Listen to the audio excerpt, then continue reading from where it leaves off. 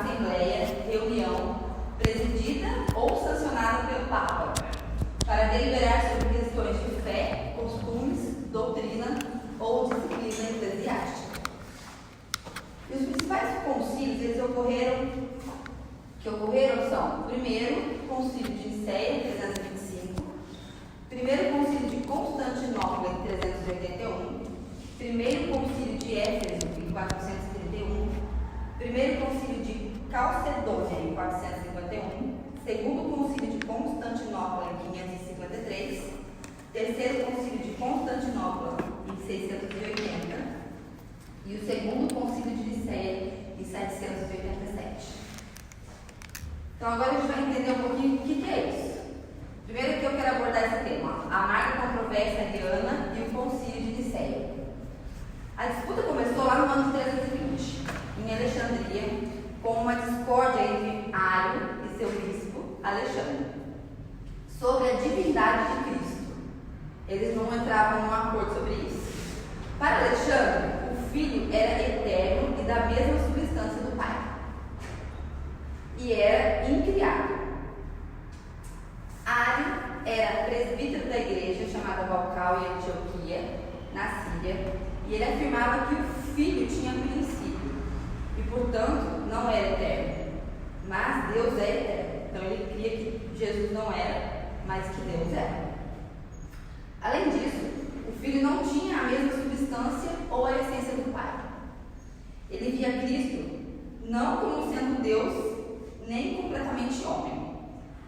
Atanásio, bispo de Alexandria, depois da morte de Alexandre, em 328, considerava Cristo como sendo completamente homem e completamente Deus. Durante essa controvérsia, Atanásio foi exilado por 5 vezes, de 328 a 373. Tem muita data, tá, esse trabalho. A causa da disputa era definir qual natureza Cristo tinha. Por isso, nasceu o concílio mais importante, que é o Concílio de Nicéia, em 325. Ele é o evento mais importante do século IV. Foi o primeiro concílio geral da igreja. Bispos de todas as partes do império foram convocados com as despesas pagas pelo governo. Esses bispos foram acompanhados por seus clérigos e cerca de 300 bispos assistiram. O número de presentes provavelmente foi entre 1.500 a 2.000 pessoas. E haviam 3 partidos: os arianos, que era sob a liderança de Eusébio de Nicomédia, um grupo bem pequeno; os defensores de Alexandre e o partido de Atanásio, então Diácono, também era um grupo pequeno. E a grande maioria, cujo chefe era Eusébio de Cesareia. Constantino era uma pessoa muito distinta, como já foi dito aqui, né? Apesar de fato ele não ter batizado, nem era membro de nenhuma igreja, o credo apresentado por Eusébio foi modificado e aceito pelo concílio. Essas informações foram introduzidas pela influência dos ocidentais, notadamente a diocese de Córdoba. Todos os bispos presentes, menos 2, o assinaram. Esses 2, junto com Mário, foram banidos por Constantino. Então, o credo de Nicéia foi finalmente aprovado pelo concílio. Um credo que continha a definição de cristologia que deveria pôr fim a uma controvérsia de séculos, o que só ocorre bem mais tarde. O concílio de Nicéia foi um grande marco histórico para a cristandade, por muitos motivos, além desse já mencionado. O concílio marca o início de uma ingerência crescente de poder secular nos assuntos da igreja dali para frente. Os termos do credo niceno, segundo Peterson, são os seguintes: cremos em um só Deus, Pai onipotente, Criador de todas as coisas visíveis e invisíveis, em um só Senhor Jesus Cristo, o Filho de Deus, gerado pelo Pai unigênito, isso é, da substância do Pai.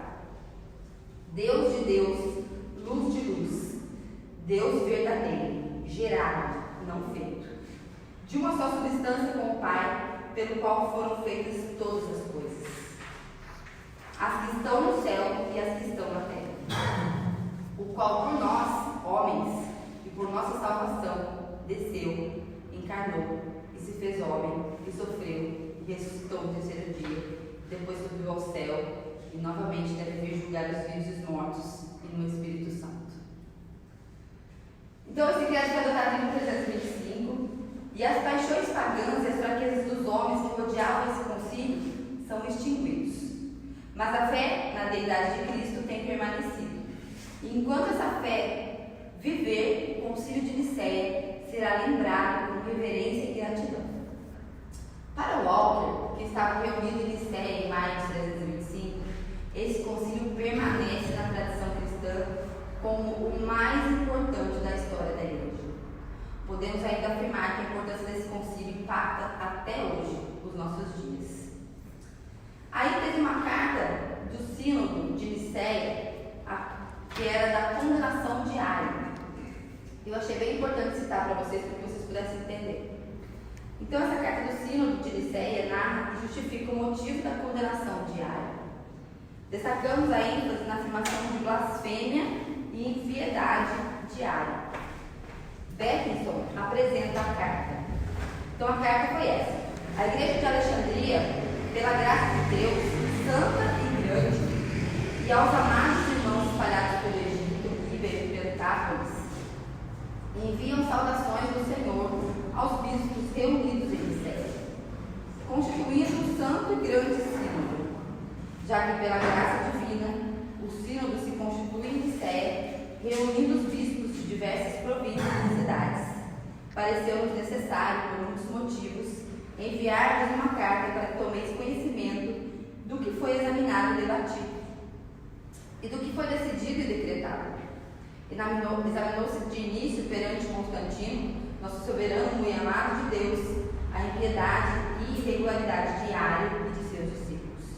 Decidiu-se por unanimidade que devem ser anatematizadas. Essa palavra quer dizer posta de lado, reprovada. As suas opiniões ímpias e todas as suas afirmações e expressões blasfematórias, tal como estão sendo emitidas e divulgadas, tais como o Filho de Deus é do que não é. Houve um tempo quando ele não existia. Ou a afirmação de que o Filho de Deus, em virtude de seu livre-arbítrio, é capaz do bem e do mal. Ou de que se pode ser chamado de criatura ou feitura. Todas essas afirmações são anatematizadas, ok? Ou seja, postas de lado ou são inverdades, tá? Reprovadas pelos santos sínodos, que não tolera declarações tão ímpias, ou melhor, tão dementes e blasfematórias. Então dá para vocês entenderem um pouquinho do que ele falava, né? De que Jesus teve um tempo que ele nem existiu, que nem, não era Deus. Então isso tudo foi, por isso que ele foi banido, foi excluído. Só um minutinho. Quem que gosta de coisa da verdade? Gosta da verdade? Gosta da verdade? Tem um ministério que eu fiz parte que o pastor presidente proibiu todos os sinos do Voz da Verdade na igreja. Eu nem sei quem que é. Daqui a pouco eu pego você. Nem sei quem que é. As controvérsias depois do concílio. O grande defensor do credo niceno era Anastácio. Era Atanásio. Eu escrevi várias vezes Anastácio no meu resumo, então eu estava dizendo Anastácio na cabeça. Nomeado bispo de Alexandria de 328 a 373. Ele era um grande homem, numa época em que favor da corte significava muito. Ele se manteve firme como uma rocha em suas convicções. O triunfo da teologia nicena é principalmente devido a ele. Para ele, a questão era da própria salvação, porque a teologia ariana não ofereceu base real para a salvação. Atanásio creu que Cristo foi feito homem para que nós pudéssemos ser feitos divinos. Eusébio de Nicomédia, o principal defensor da teologia ariana, considerava Atanásio um verdadeiro inimigo. Os partidários de Eusébio determinaram obter a derrota de Atanásio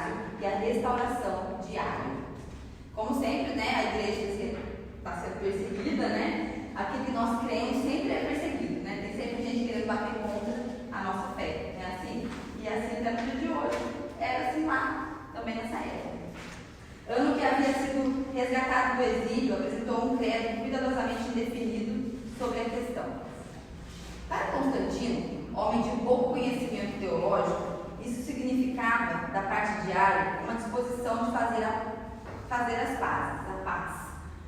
Constantino, então, ignorando as decisões do concílio, ordenou a Atanásio que restaurasse Ario ao seu lugar em Alexandria. Atanásio se recusou. E, finalmente, Constantino foi persuadido de que o principal obstáculo no caminho da paz era a obstinação de Atanásio. Atanásio foi exilado para a Gália. Também os outros dois defensores do credo niceno, Eustácio de Antioquia e Marcelo de Ancira, foram condenados e depostos logo depois do banimento de Atanásio. Um dos principais defensores do credo de Nicéia, sendo derrotados politicamente, os defensores de Ario planejaram sua completa restauração da comunhão da igreja. Mas, na véspera da solenidade, ele morreu repentinamente. Glória a Deus. O credo niceno parecia praticamente minado quando Constantino morreu, em 22 de maio de 337. Aí a controvérsia chegou, então, aos filhos de Constantino. A disputa, em vez de envolver principalmente o Oriente, abraçava agora todo o Império. O inconstante Constantino favoreceu o partido ortodoxo e fizera voltar Atanásio do exílio. Constante, um dos filhos também, seguiu a causa ortodoxa. Constâncio, o outro filho, e toda a sua corte tomou partido dos arianos e fizeram voltar Ario. Atanásio foi expulso novamente de Alexandria em 339 e fugiu para Roma. O bispo de Roma, Júlio, por sua vez, convocou um sínodo, recebendo os fugitivos. Olha como é lindo trabalhar de Deus, gente. Ele fugiu e agora vão colocar os fugitivos. O sínodo declarou que Atanásio e Marcelo foram justamente depostos. Ortodoxa, para quem não conhece a palavra, ela concorda com as leis, tá, que a igreja considera verdadeira. Então, isso quer dizer ortodoxa. Então, os líderes de Alexandria tentaram abolir o credo niceno. Constâncio, o imperador, apoiou a decisão. Nesse tempo morreu Eusébio, o grande oposicionista do credo niceno e ardoroso partidário de Ario. A morte de Constantino em 337 deixou só 2 imperadores. Assim, pensou-se que a disputa poderia ser resolvida melhor no Concílio Geral, que aconteceu em 343 em Sártica. Vendo que havia maior número de bispos ocidentais, com Atanásio e Marcelo no meio deles, os bispos orientais retiraram-se. O Ocidente mais uma vez aprovou Atanásio e Marcelo. O concílio fracassou completamente na sua tentativa de resolver a questão. Constâncio permitiu a volta de Atanásio a Alexandria em outubro de 347. Tudo parecia mais favorável, mas de repente os eventos políticos tornaram a situação pior do que nunca. Constâncio mais tarde determinou por fim a controvérsia ariana. Ele considerou Atanásio o inimigo principal, como já havia dito, né? Atanásio foi expulso de Alexandria novamente em 356. O terceiro banimento. Em vários sínodos foi firmado o novo credo. Então a antiga fórmula de Niceno foi abandonada e todas as igrejas teoricamente adotaram esse credo. O único termo permitido nos círculos da corte era: o filho é como o pai. Aí teve uma controvérsia nicena posterior. Constâncio morreu em 361. Sua morte deixou o Império Romano nas mãos de Júlio. Em 361 tornou-se o único imperador. Seu plano era duplo: a restauração e a reforma do paganismo e a repressão e extinção do cristianismo. Todas as escolas do Estado foram colocadas sob a direção de pagãos. Assim, a juventude foi obrigada a permanecer ignorante ou estudar os princípios da idolatria nas escolas pagãs. Aqui eu também vejo a nossa atualidade, onde as pessoas hoje estão querendo esse governo, né, desgovernar, estão querendo inserir coisas nas nossas crianças, né, desconstruir o que Deus criou. Isso é muito sério. E olha, acontecia bem lá atrás, hein? Tá vendo? Atanásio voltou para Alexandria e em 362 foi exilado novamente por Juliano por razão do seu sucesso em ganhar os pagãos para a fé cristã. Finalmente, em 363, Juliano perdeu a vida numa batalha contra os persas. Ele foi o último imperador pagão. No sínodo realizado em Alexandria por Atanásio, recém-chegado, foram estabelecidos parâmetros de união por rivais de Antioquia. O uso dos termos 3 hipóteses, ou seja, 3 pessoas, o Pai, o Filho e o Espírito Santo, e uma hipóstasis. É assim que fala, hipóstasis. Hipóstasis é um termo grego que pode se referir à natureza de algo, que quer dizer uma encarnação do Filho. Foi considerado pelo sínodo mas com condição de 3, não ser usado no sentido de diferente em essência, e no sentido de unidade. Assim, Atanásio abriu a porta para a plena definição da doutrina da Trindade e também para a ortodoxia neonicena, com a sua divindade de uma substância e 3 pessoas. Com Joviano, o Império tinha mais uma vez um imperador cristão. Seu reinado terminou em 304 e durante esse período, Atanásio regressou ao seu 4º banimento. O sucessor de Joviano foi Valentiano, e ele deu a seu irmão Valente a soberania do Oriente, e ele mesmo tomou